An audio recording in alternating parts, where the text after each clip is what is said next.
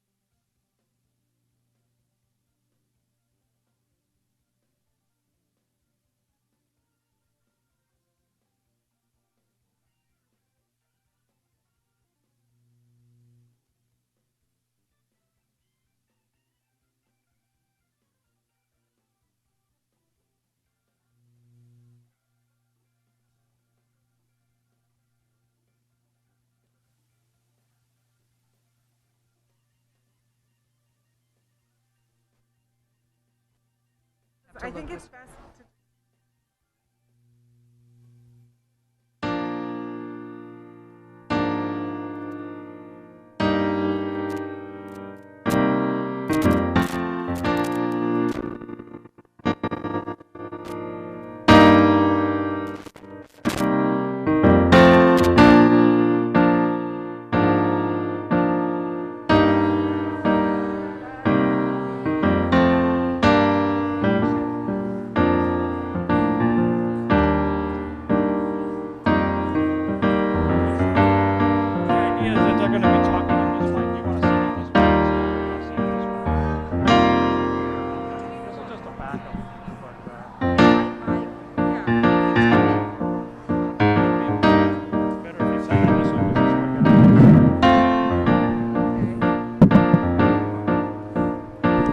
Ba-dum-bum, ba-dum-bum, ba-da. We're trying a level.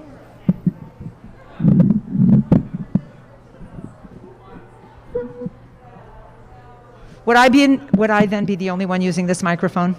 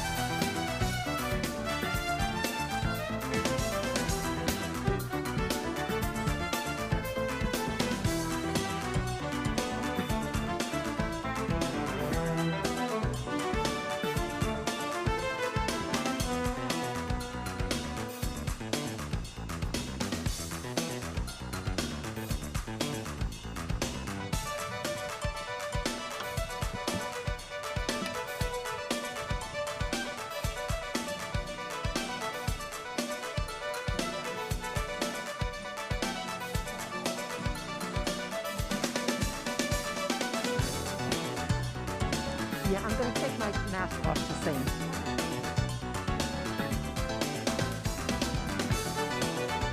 This one? I'll let you do it. Okay.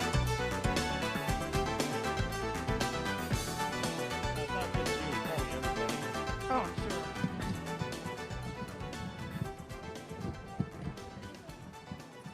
I think that might work better for everybody. Okay. Okay.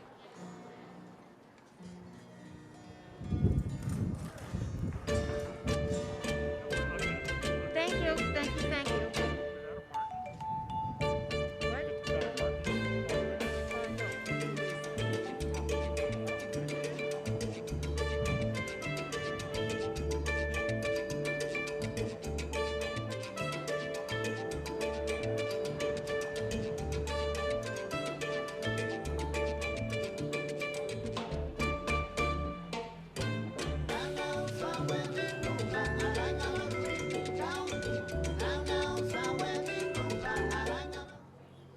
.320. Can you hear me? Ha! I'm on.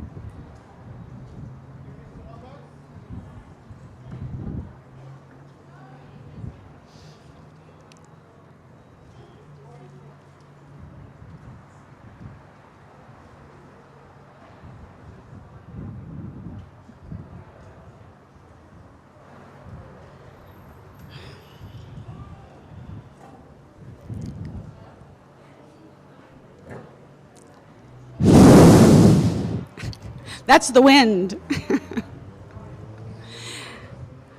Well, I want to just give everybody a big welcome. Welcome home. I want to get emotional here. So to begin with, I just want to give you greetings from Roberta Spacha, who couldn't be here. She's the Pacific Southwest Region Torah Fund Vice President of Women's League for Conservative Judaism, and she's a member of the International Torah Fund Cabinet. And she says, I personally wish to say a hearty mazel tov to Joette as the very deserving recipient of the Chaye Olam Award. I want to thank the women of Adat and Adat Ariel Synagogue for their support of Torah Fund now and throughout the years. It is with your contributions that we ensure the future of conservative Masorti movement through education provided in our seminaries. Thank you. So that's from, and now I'd like to welcome our Women of Adat President, Melinda Marcus.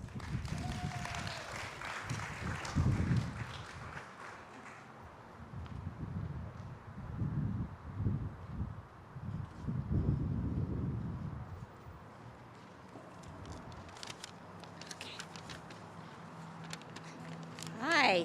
Oh, sorry. Good afternoon and welcome. Never, and I mean never, have I been more excited to speak to a crowd than today because we are live and in person. Yay! It's really lovely to see all of your faces without small boxes surrounding them. And while I cannot predict what anyone will say in their speeches, I can promise you, you will not hear the following phrases. You're muted. My Wi-Fi is lagging. And I like your beach background. It looks so authentic.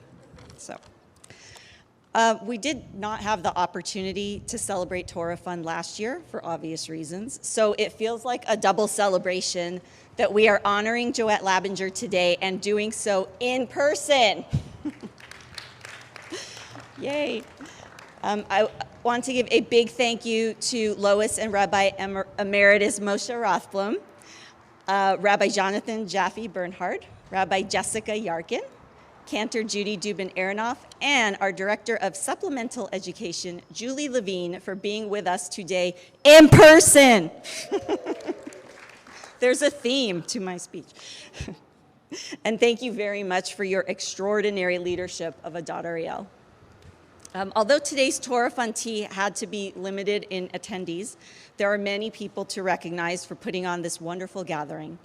thank you very much to Amy Mazer, our Torah Fund VP, who worked tirelessly planning and executing this in-person event. Thank you to Patrick Miller and Jessica Bieber for handling all the logistics. Andres Kosher Catering for providing today's very tasty treats. And Ari Perlstein of Custom Made Productions for live streaming this event to our congregants at home. A huge thank you to our maintenance staff for setting up this beautiful in-person Torah Fun Tea. I hope you enjoy your afternoon. Thank you.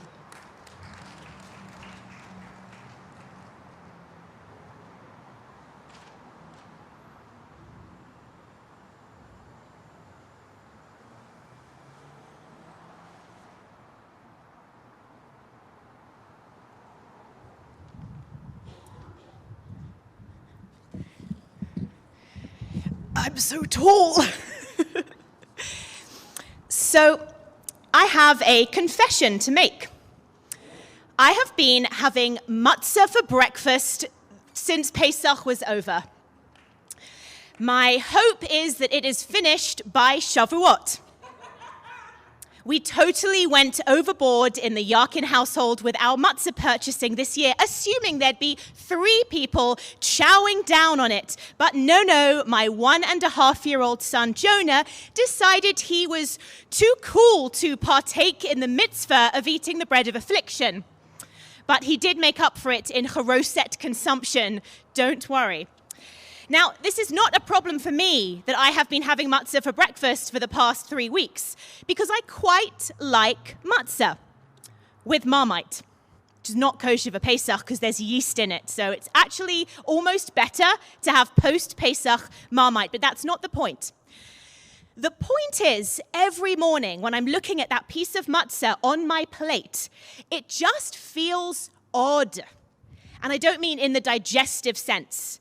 I mean the optics, the fact that it's just bizarre because it's outside of Passover. It's almost taboo. Or maybe like the bitter herbs are missing. And I was trying to put my finger on why it feels so strange to have matzah when I actually found an incredibly insightful piece of Hasidic Torah commentary on this week's Torah portion that gave me that aha moment. In Vayikra chapter 9, verses 23 to 25, Moses gives the Israelites the laws for the fruit trees to be planted in Israel. He instructs them, when you come to the land and have planted all manner of trees for food, 3 years shall it be orla unto you, forbidden, untouchable. It shall not be eaten. On the 4th year, all of the fruit shall be holy for praise giving to God. And in the 5th year, you can eat of its fruit, that it may yield to you its increase. Now, the Hasidic masters point out that according to this law, the fruit tree passes through all 3 basic halachic, i.e. legal states, the forbidden, the sanctified, and the permissible. And an awful lot of material substances, really, fall within these 3 halachic categories. It's all dependent on how, as Jews, and when, as Jews, we interact with them. So me eating matzah in the month of Iyar is permissible, sure. It's like the 5th year of the Orla. But it's not a 4th year experience, that period of holiness, when the fruit would be sanctified and used to deepen our connection to God. And it's also not as bad as me eating matzah in Adar, when rabbinically at least we're told to refrain from eating it in order that it be special and really tasty and standing out on Seder nights.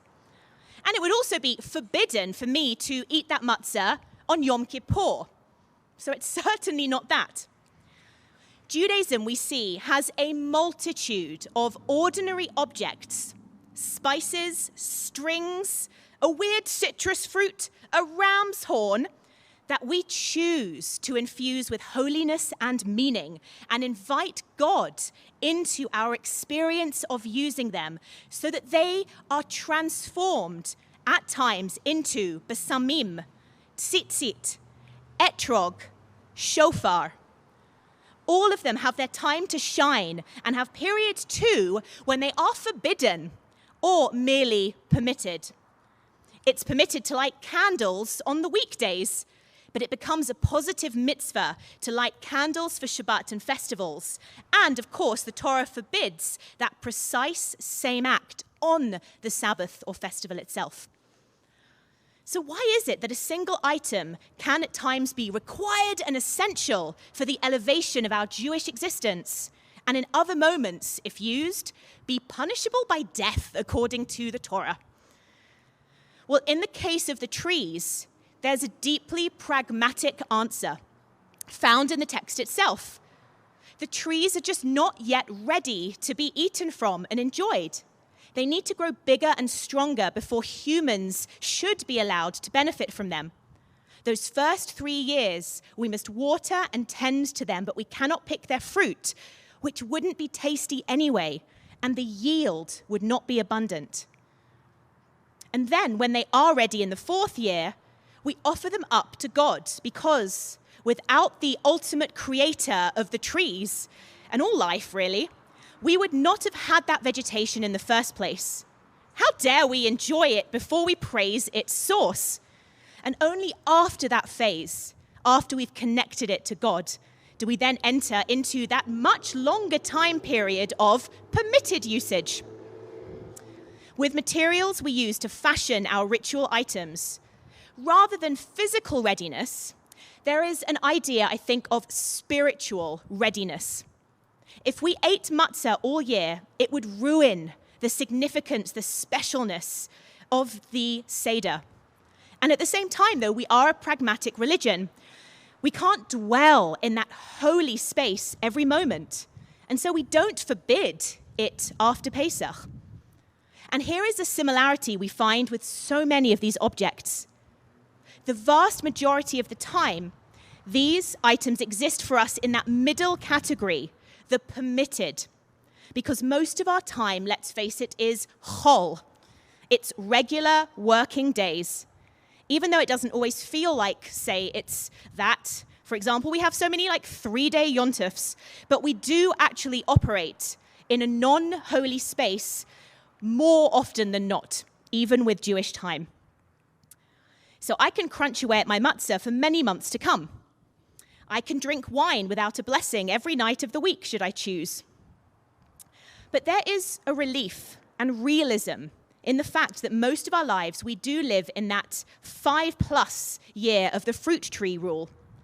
But what we also get to do, though, is look for times when we wish to voluntarily add some of that holiness into the mundane.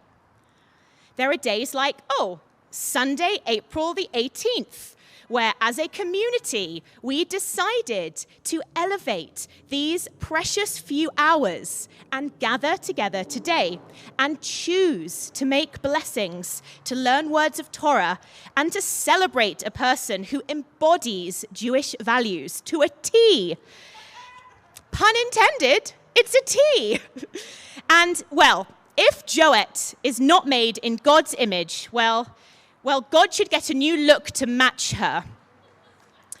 And in contrast, there are other moments when we as a society, we forbid what is usually permissible for the sake of preserving life and warding off danger, such as forbidding gathering together this past year. But I think that especially in the wake of that, we can all give ourselves permission to say, going forward, that what moments we have that are mundane, can we lean into as many of them as possible and celebrate them and invite God in and choose to make those moments holy together. So with that in mind, happy Sunday, April the 18th. We're making this a holy moment. And again, in the spirit of that, I will lead us in Hamotzi and hand washing. So I see that I've got my hand washing station over there. So we will be adding 2 blessings today to get to say together. So I think what I'll do is I'll wash my hands, and then maybe I'll go over to my table and just loudly yell Hamotzi, and we can all say it together, because we all know it, and it's wonderful. So Shavua Tov and Mazel Tov, Joette, and thank you everyone for being here.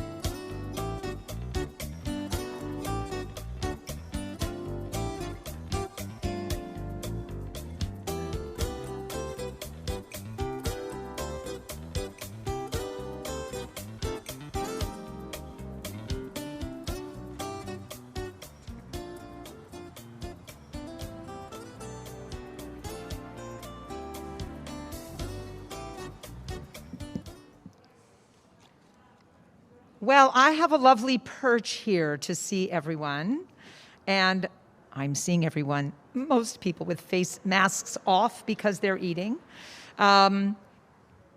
If it's okay with you, I'd like to ask you to pause your eating for a moment, and I say this, and this is now my tradition. I say this at every Adat Ariel event where I am asked to lead Birkat Hamazon. If you can pause eating, then you can continue eating, and all you need to do is make another bracha, and then you can check another one off for the day because we're supposed to make so many every day. You can get another one under your belt. So we're going to do Birkat Hamazon right now to thank God for the food, and we are very grateful not only for being here and being here to honor Joette, and grateful to that for everyone who is here. And for those who have physically helped to provide us with this food today, we're grateful to God to be here. So we would like to thank God for our food. So we have birchonim on your table. It's these things here. And we are going to open it up to number 2 and begin with the invitation for Birkat. Rabotai nevarech. Yehi Shem Adonai Mevorach Me'atav Yad Olam Birshut Marnam Rabonam V'Rabotai Nevarech Eloheinu Shechalnu Mishelo.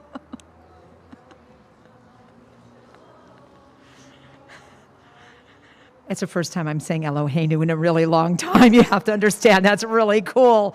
Baruch Eloheinu Shechalnu Mishelo Tuvo Chayinu. That means we have over the 10 of us eating together. Baruch Uvaruch Shemo. Baruch Atah Adonai. Eloheinu melech haolam, hazan et haolam kulo b'tuvo, b'chein b'chesed u'vrachamim. Hu noten lechem l'chol basar ki li'olam chasdo, uvtuva hagadol, tamid lo chasalanu ve'al yachsalanu mazon leolam va'ed ba'avur shemo hagadol, ki hu alzanu mfarnes lakol, umetiv lakol, umechid mazon lechol briotav, asher bara baruch ata Adonai, hazan et hakol. Number 5 at the bottom. Kakatu v'achalta v'savata uverachta et Adonai Elohecha ala aretz hatova asher natan lach, baruch ata Adonai ala aretz v'ala mazon. Number 8. Uvene Yerushalayim, Mira Kodesh b'mira v'yameinu, Baruch ata Adonai, Boneh berachamav Yerushalayim, Amen. On the back, number 16, and we are saying Magdil. Magdil Yeshua Malko v'yosech chesed, limshicho leDavid, ulizaro ad olam. Oseh shalom bimromav, hu ya'aseh shalom aleinu, v'al kol Yisrael ve'imeru. Amen. And by the way, I left my mask on because I'm singing. So I'm still like singing. All right, I'll leave my mask on. Anyway, now remember, if you want to eat some more, just make another bracha. B'teavon.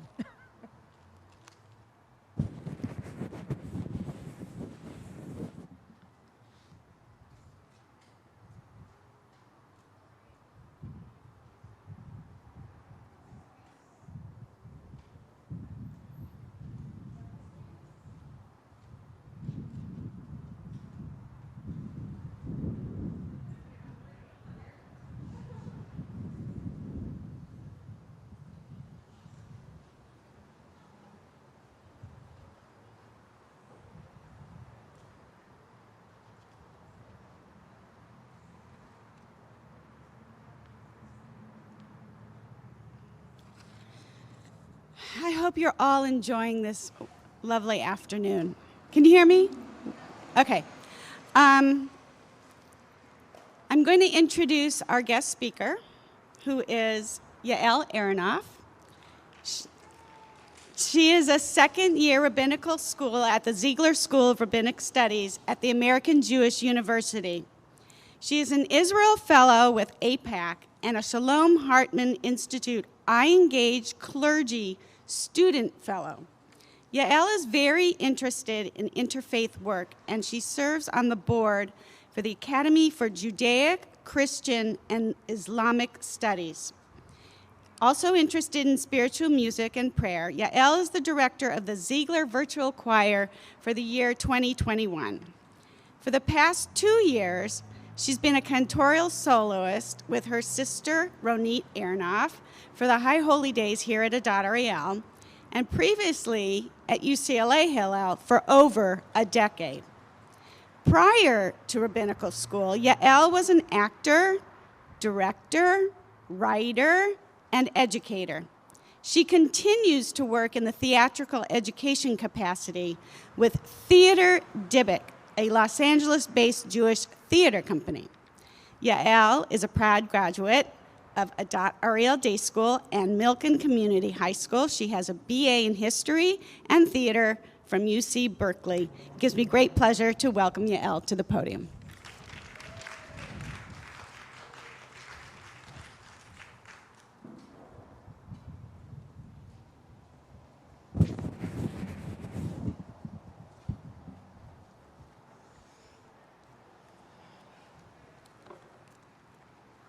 Hi, everyone.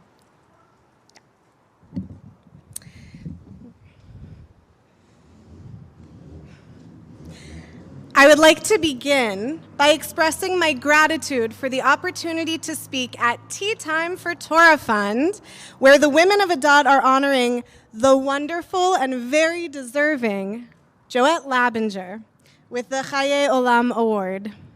I'm so happy to be here for such a joyous occasion. An exciting part of rabbinical school is when things I am learning connect between classes. An example from my current semester is a theme that has begun to emerge as an underlying thread through all of my classes this semester: community. In my Talmud class, we are studying pages of Talmud with discussions around Birkat Hamazon, which includes debates of who is and who is not invited to sit at the table and say the Birkat Hamazon, leading to discussions of how we define community and what the ramifications are of keeping that definition too narrow or too wide. In my Hebrew class, we are reading Tarnagol Kaparot, a Hebrew book about what happened during the large migration of Mizrahi Jews to Israel in the 1950s, full of questions of community and how Jews from the East and the West could come together to form one Jewish community in Israel, bringing up conversations of whether Israeli society is more like a melting pot where everyone who comes becomes a part of the community by blending into one version of Israeli identity, or more like a vegetable salad where everyone who comes is a part of the community while being able to retain their unique identities. In my Nach class, where we are studying Nevi'im and Ketuvim, the prophets and the writings, issues of community are present in every chapter, as we learn of the community of our ancestors as led by prophets, judges, and kings, and study of the times when our ancestral community was divided and the times when our ancestral community was united. In my Kabbalah class, we've learned of communities uniting around Kabbalistic thought leaders such as Moshe Cordovero and Isaac Luria, resulting in communities of Cordoverian Kabbalists and Lurianic Kabbalists. In my Jewish history class, the issue of Jewish community is front and center, as we have learned of how the way the Jewish community resides deeply affects the survivability of the Jewish people, such as the proto-ghettos of medieval Ashkenaz, where Jews lived in walled-in cities for protection from hostile mobs, but having been isolated from their neighbors, the hatred against the Jews only grew, and the protection was not sustainable, and so forth. This theme of community is a constant in the Torah. In this week's double parsha of Achrei Mot Kedoshim, the centrality of community in Judaism is underscored in the first two verses of Kedoshim. Vayidaber Adonai el Moshe lemor, daber el kol adat b'nei Yisrael, ve'amarta alehem, kedoshim tihiyu, ki kadosh ani Adonai Elohechem. The Lord spoke to Moses, saying, "Speak to the whole Israelite community and say to them, you shall be holy, for I, the Lord your God, am holy." 20th century Israeli Bible scholar and commentator Nechama Leibowitz points out that if we compare the opening words of our Sidra with those prefacing the other commands given to Moshe by God in other chapters of Vayikra, we shall notice a decided difference in wording. In other instances, the wording is as follows: Daber el b'nei Yisrael ve'amarta alehem, speak to the Israelite people and say to them, and Daber el b'nei Yisrael lemor, speak to the Israelite people saying. Only in our Sidra do we find the more all-embracing expression, Daber el kol adat b'nei Yisrael ve'amarta alehem, speak to the whole Israelite community and say to them. The unique phrase here, kol adat, the whole community, certainly has a deep resonance for us here at Adat Ariel. Leibowitz then brings in 11th and 12th century French rabbi and commentator Rashi, who explains why here Moshe must speak to the fully gathered community. According to Rashi, this is because most of the fundamental rulings of the Torah depend on the laws Moshe proceeds to impart to the complete community. Many commentators build off of Rashi's understanding, such as the Or HaChaim, the 17th and 18th century Moroccan rabbi, who in turn references the 15th and 16th century Romaniot rabbi, Rabbi Eliyahu Mizrahi, as describing the logistics of this as distinctly different from other occasions when Moshe revealed legislation. Whereas usually the people approached Moshe in group after group, in this instance they all approached simultaneously.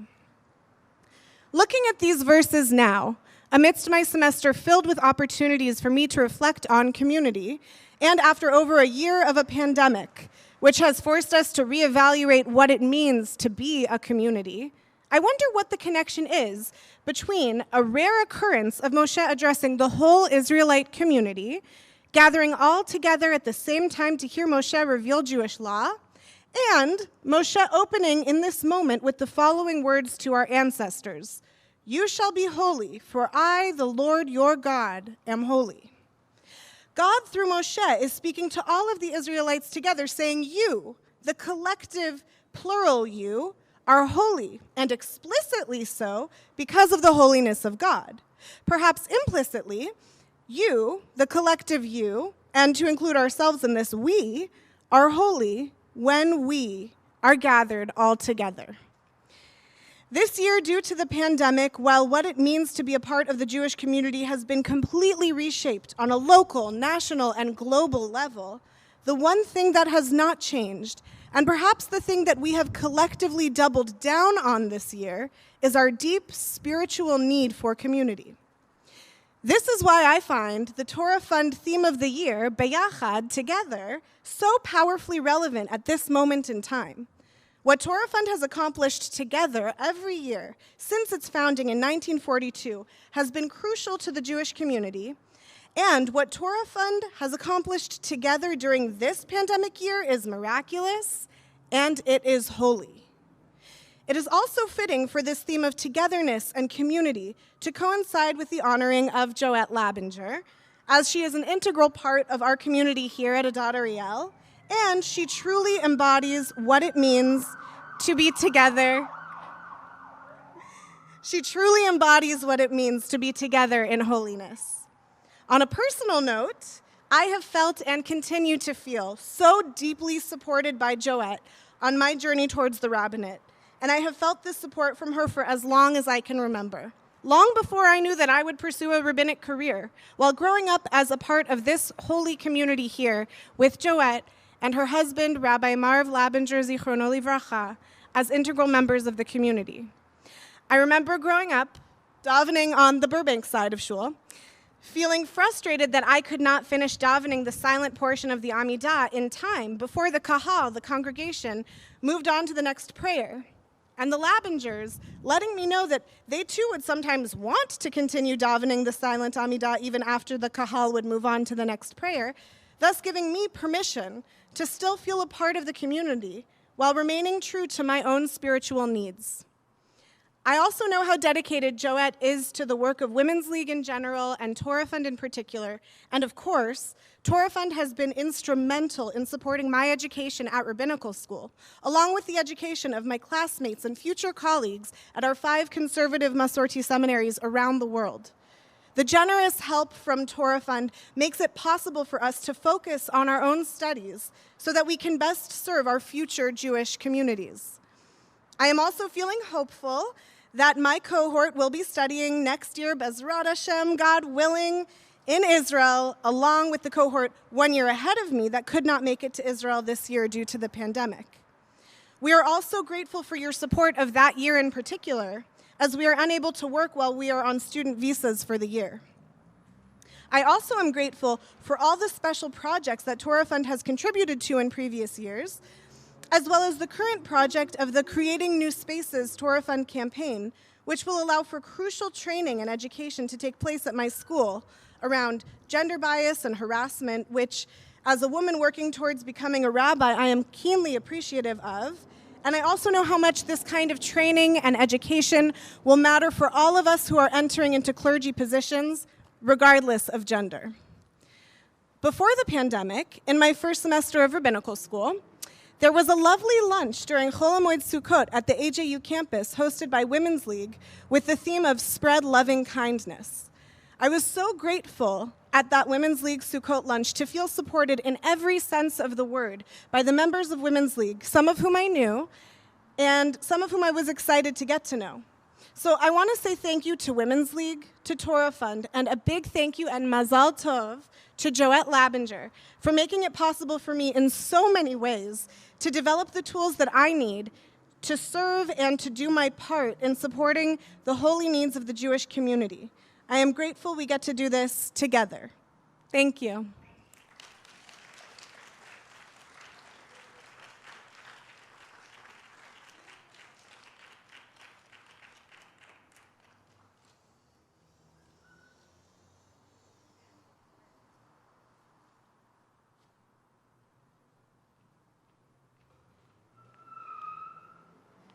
Thank you, Yael. That was beautiful. So, we all know that dealing with the pandemic this past year has been extraordinarily difficult. It's been a time of separation from family and community. Just 2 weeks ago, we ended our observation and our celebration of Passover, where we remembered our exodus from Egypt, our Yetziat Mitzrayim. And just now, we are starting to feel we are slowly emerging from this narrow place where COVID has forced so many into utter isolation and greatly restricted our everyday lives. With the help of technology, we explored new and creative ways to gather, to socialize, and to learn. Whereas our annual Torah Fund event usually takes place in January, we pushed it to April, hoping we could gather in person. As vaccinations became available, we were envisioning a way to organize this event honoring Joette in a way where we could be together both in person and virtually. Joette has been a co-vice president of Torah Fund for many, many years. And often she would speak at our dinners about her beloved husband, Rabbi Marvin Labinger of blessed memory, and how he too was helped by the money raised by Women's League for the Torah Fund campaign. Together, as members of Women's League for Conservative Judaism, we are committed to raising funds for the student scholarship and programming at the 5 conservative Masorti seminaries. They are the Jewish Theological Seminary in New York, Ziegler School of Rabbinic Studies here in Los Angeles, Schechter Institute of Jewish Studies in Jerusalem, Seminario Rabbinico Latinoamericano in Buenos Aires, and Zacharias Frankel College in Germany. These students are our future. They will be hired as rabbis, cantors, scholars, educators, Jewish camp directors, chaplains like Rabbi Marvin Labinger, Hillel professionals, and committed lay leaders. These are the people who will guide and teach, engaging in the positions to help ensure the continuation of conservative Jewish life. Last year, as Yael mentioned, a special projects campaign called Creating New Spaces was introduced. The goals for these projects is to raise $200,000 that will be divided between the East Coast and the West Coast campuses, and the money earned from the interest will continue to support the following projects. At JTS, students living in the new undergraduate residence hall will have a state-of-the-art Women's League study space. And here at Ziegler, students participate in the Women's League Institute on Gender Bias and Harassment, a program of study created by Rabbi Cheryl Peretz, the Associate Dean of the Ziegler School of Rabbinic Studies, who saw a need for this kind of education. In the March-April edition of the Hadassah magazine, there is an eye-opening article that illustrates various issues of sexual harassment facing female rabbis and cantors. The article is called When Sacred Spaces Don't Feel Safe, and it includes the stories of several women who have had to deal with this very real problem. Whereas these are worthy projects, my immediate concern is making our commitment to our Torah Fund campaign. Trying to raise money during the pandemic has definitely been challenging, and I thank everyone who has thus far given to the 2021 campaign. But even before the pandemic, raising the dollars like Adat Ariel has done in years past has been challenged by the fact that so many of our committed sisterhood women have passed away in recent years, including Chayei Olam honorees Julie Wynn and Doris Goodman. I am grateful to Ernie Goodman that he continues to give at the guardian level in memory of Doris. Anyone who makes a gift of $180 or more receives this Torah Fund pin, which says Bayachad on it. To date, we have raised $22,729, which is only half of what we need to reach our commitment of $45,000. Now, mind you, we used to bring in $60,000. So you can see we've had to lower our commitment, but God, I hope we make it. On the tables are homemade pledges. They're in your bags. Homemade pledge cards. And I ask you to please help reach our goal. Fill out the cards and leave them in the envelope on the tables. Make your gift in honor of Joette. Biyachad, together, we can make a difference. So Melinda already thanked the people responsible for helping put this together. I want to thank them again, especially Patrick Miller. Amazing. He's just amazing. I want to thank also Jessica Bieber and Deborah Peterkowski in the administrative offices, and Andreas, who did a great job with the tea boxes. Thank you to Susie Katz for creating the program. Thank you, Ari, for live streaming the event. And to Boris Menard, the sound person. And finally, to Joette. Thanks, Joette, for all your help. It's so nice that so many of us could gather together.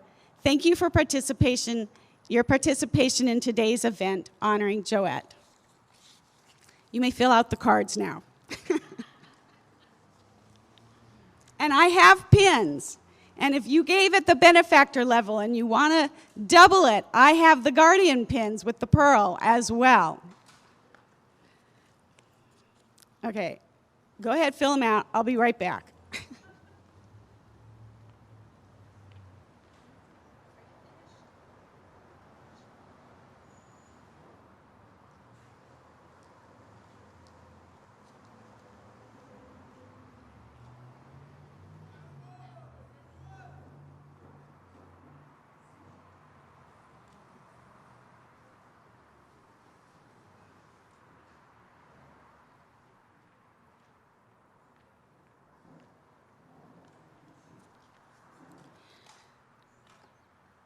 Maybe I should put my glasses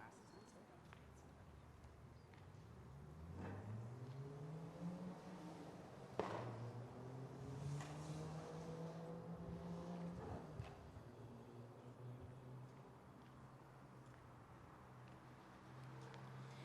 So,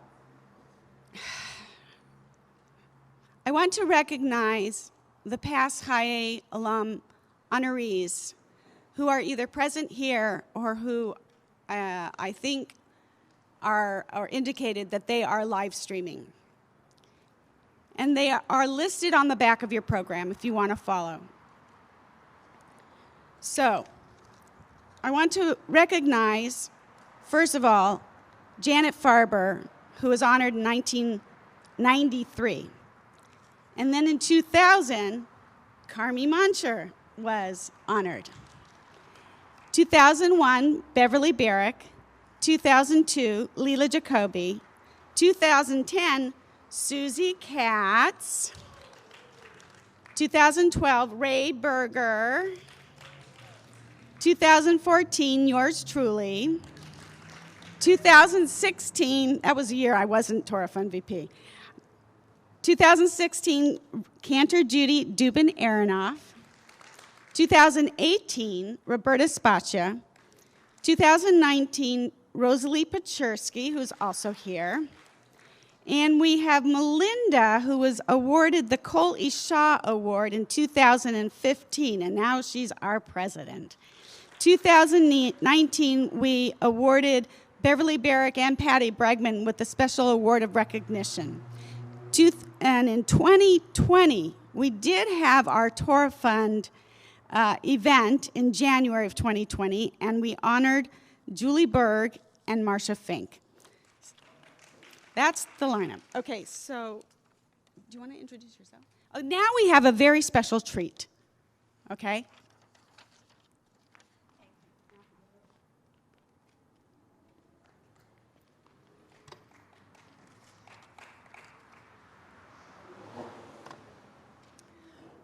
Okay, so, by the way, I am Randy Weinstein. I am Joette's sister.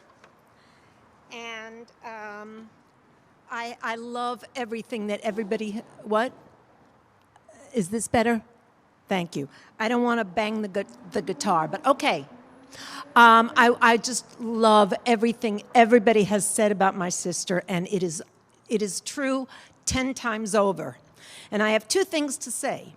First of all, she has been so dedicated to this synagogue for how long, Joette? A long time. But I'm luckier than all of you because I've known her all my life. But the other thing is she has been doing so many wonderful things for this synagogue and at this synagogue. And so I have one question. What took you so long to honor her? Okay, now.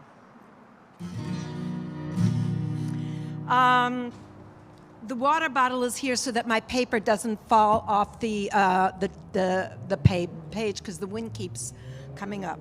So, in honor of my sister Joette, I actually have two things that I'm going to do. One of them is this song, and then after that I have one other thing that I will be doing. Sisters, sisters, there were never such devoted sisters. I need another water bottle. Wait a minute. Put it right there. Thank you so much. What? I'm going to start over.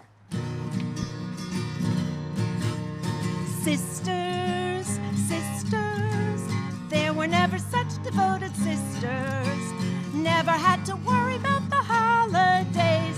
She always knew the Jewish ways. Cruising, schmoozing, everything she does is so amusing. When a kind man asks her for a dance, she gives a smile and takes a chance. All kinds of weather we stick together, same in the rain or sun. To all kinds of places we meet new faces, always ready for fun. Those who've seen her better not try to demean her. If you ever try to split us up, you'll surely fail. Lord help the drifter who dares to try to hurt my sister. And Lord help the drifter who thinks that he will prevail.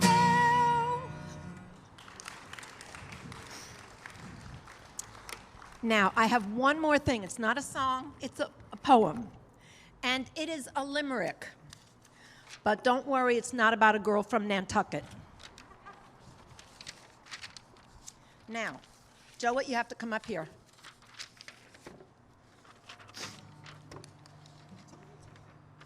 Yes, thank you. Because I'm going to hold this paper. Okay, wherever you'd like to be. Next to me is good. I have a sister named Joette. I love her, wouldn't you know it? We rely on each other like any sister or brother, and I cannot help but show it. I'm lucky that Joette's my sister, because when you meet her, you cannot resist her. Her heart is so pure, you can't ask for more. So now I'm just going to kiss her. Thank you, thank you.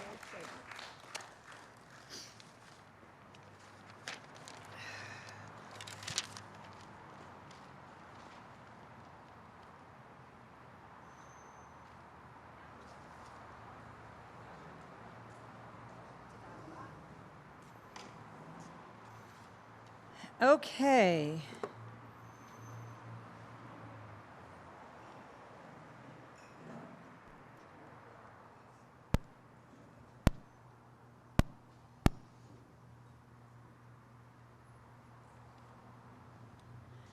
See, I've got a different mask on.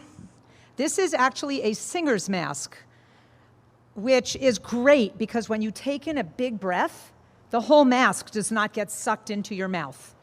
It's really great. So I know that I'm the only one using a mask here today, but again, because I'm a singer, I feel like I want to. And I have this thing, so I'm going to use it.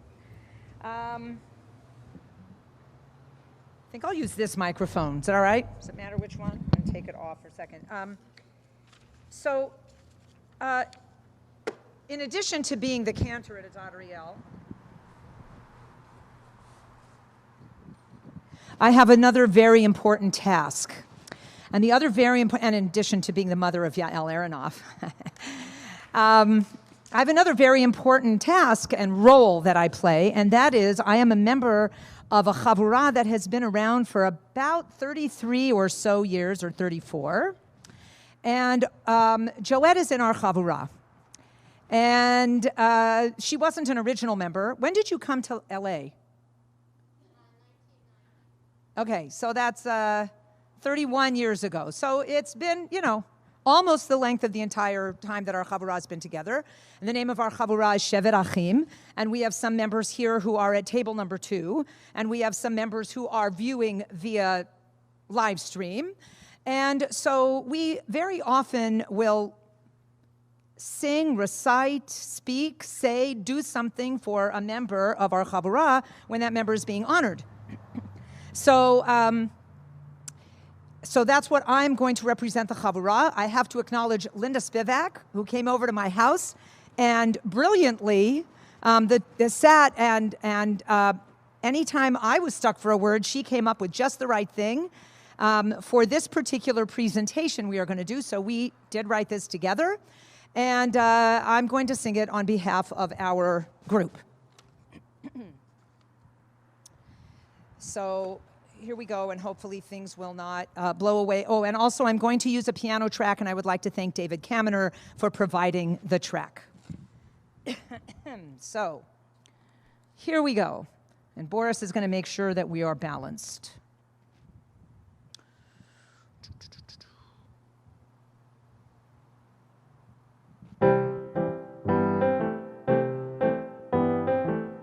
Guess where she's from. Start spreading the news. We're all here today. We're all to be a part of it. Joette's Spring Tea. We're Torah Fund Jews. And we're here to say, Joette, you sure deserve it, this Torah Fund tea. Your work for Adat and for the Torah Fund never ceases. It's 'cause of that and much more we love you to pieces. You're the one that we choose to honor today. Your love for sisterhood doesn't quit, and that's why we can sing to you. And this award is truly due to today's Joette's Chaye Olam Tea.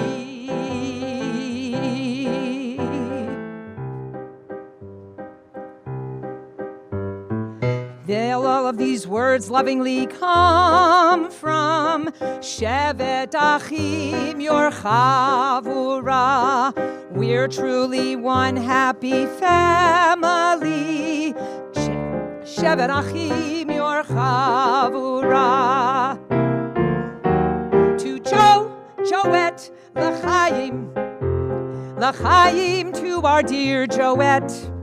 We are so proud of you today. That's why we're here to say, drink l'chaim, Joette, l'chaim.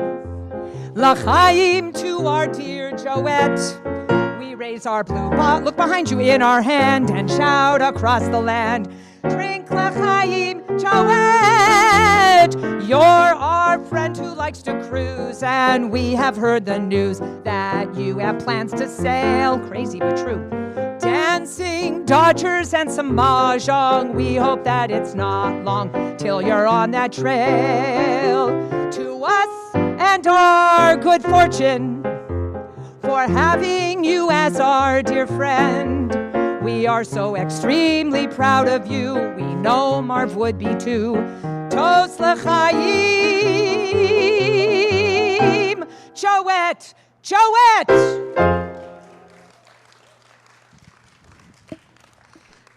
So Joette, would you like to have all of our empty blue bottles?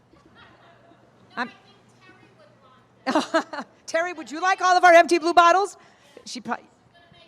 Okay, all right, great. Joette, on behalf of Chavurah Shevet Achim, those of you who are here again, Chavurah Shevet Achim, please rise. Everybody in our Chavurah, Yael, that's you too. Okay, we all love you, Joette. Mazal Tov.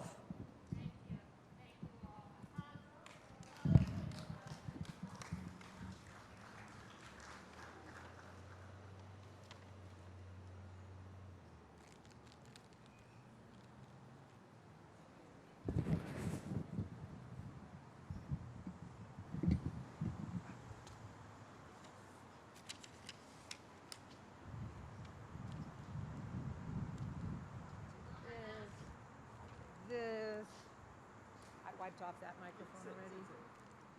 Oh, you wiped it off already? Yeah.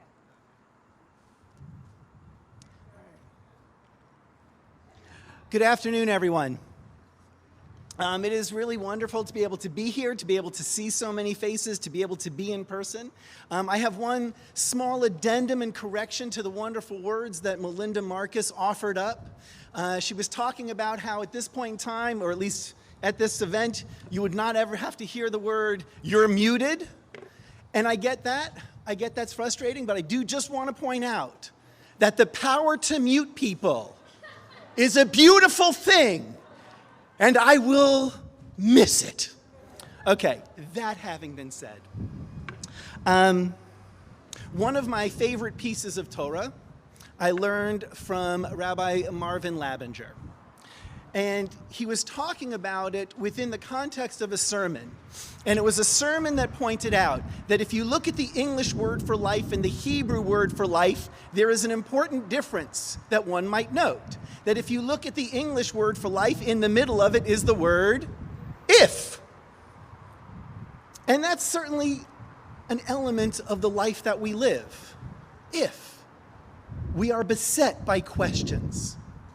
We are beset by doubts and anxieties.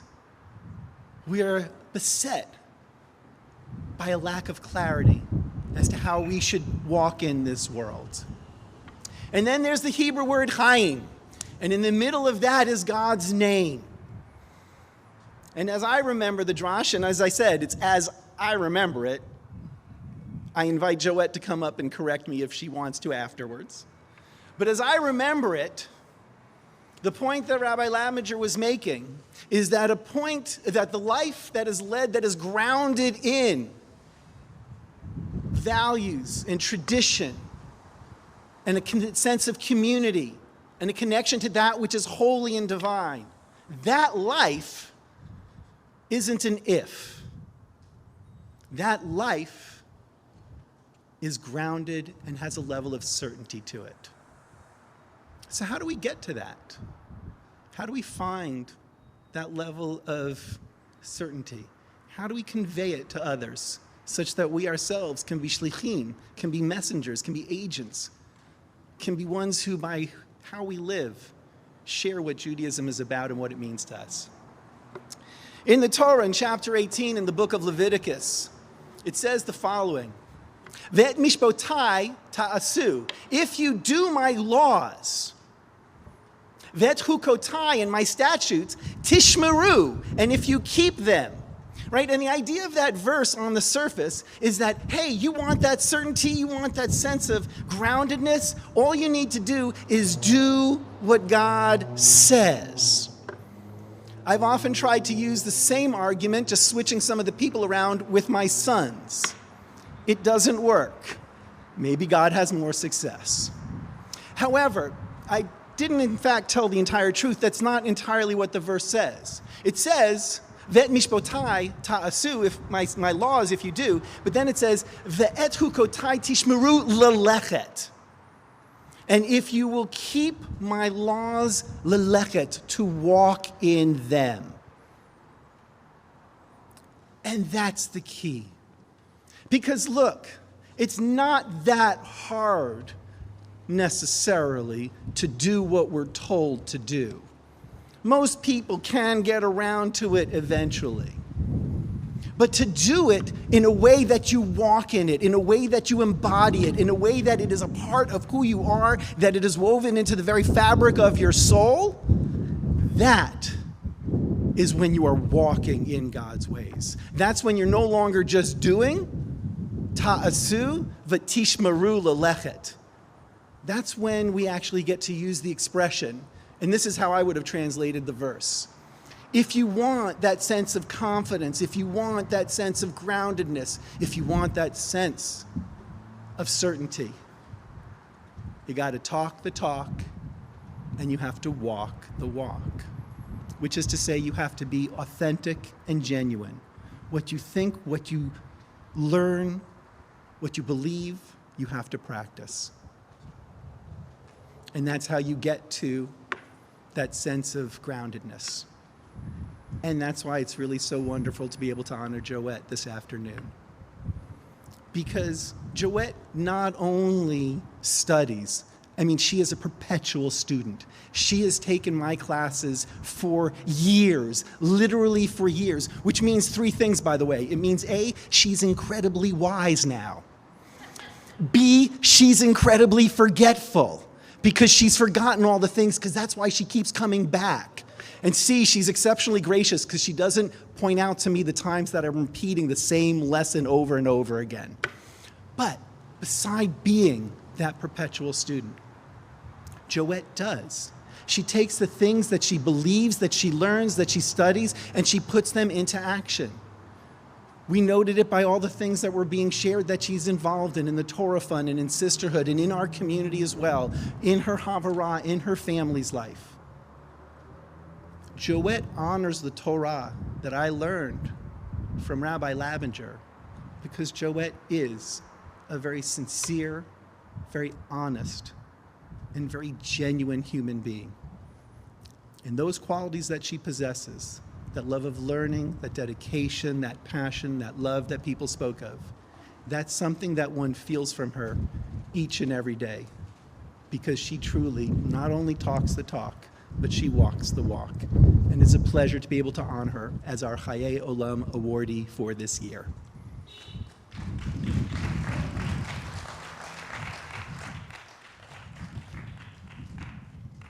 A gift. Thank you. Do I get another?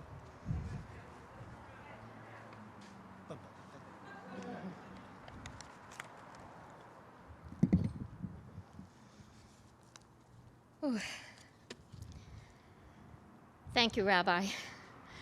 I feel so honored to be this year's recipient of the Chayei Olam Award. I want to thank all of the previous recipients who have now welcomed me into their ranks. And I am so excited to be here in person. It is so nice to see all of you as more than a face in a Zoom square. Adat Ariel has been my second home for more than 30 years. It is the place I go for my, for my spiritual needs, social needs, and educational needs. That is why I have spent time helping Adat by volunteering. Whether it's been on the synagogue board, executive committee, Women of Adat board, in the gift gallery of blessed memory, or serving Kiddush lunch, I have enjoyed giving back because of all that has been given to me. Thank you.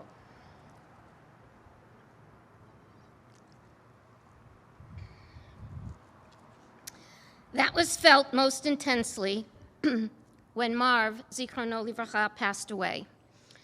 This synagogue embraced me and supported me. The people here are a major part of that.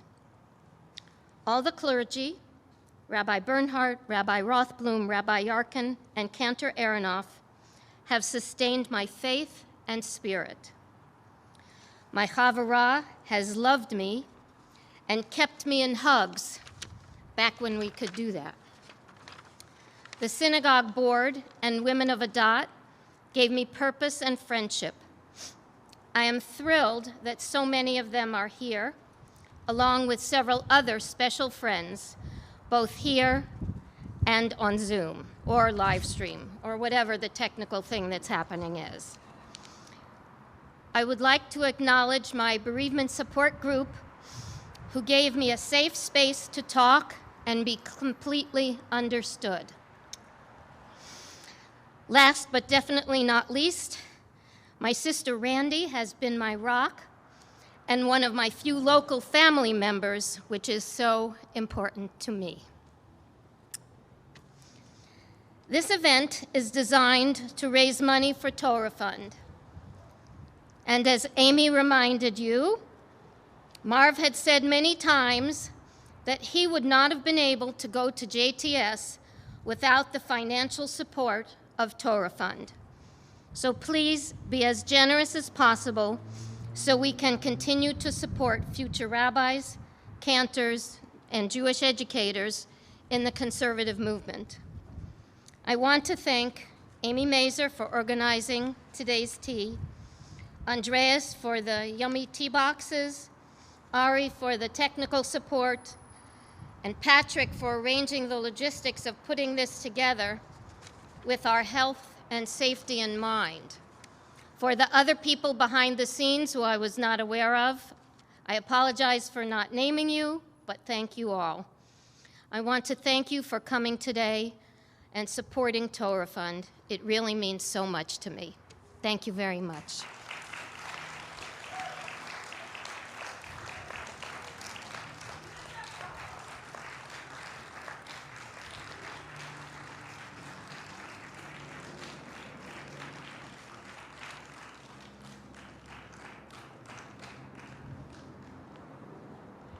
That was beautiful, Joette. So well deserved.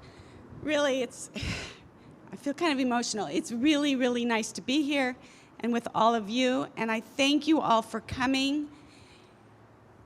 And I don't know, maybe we'll have it again in January next year. We'll see.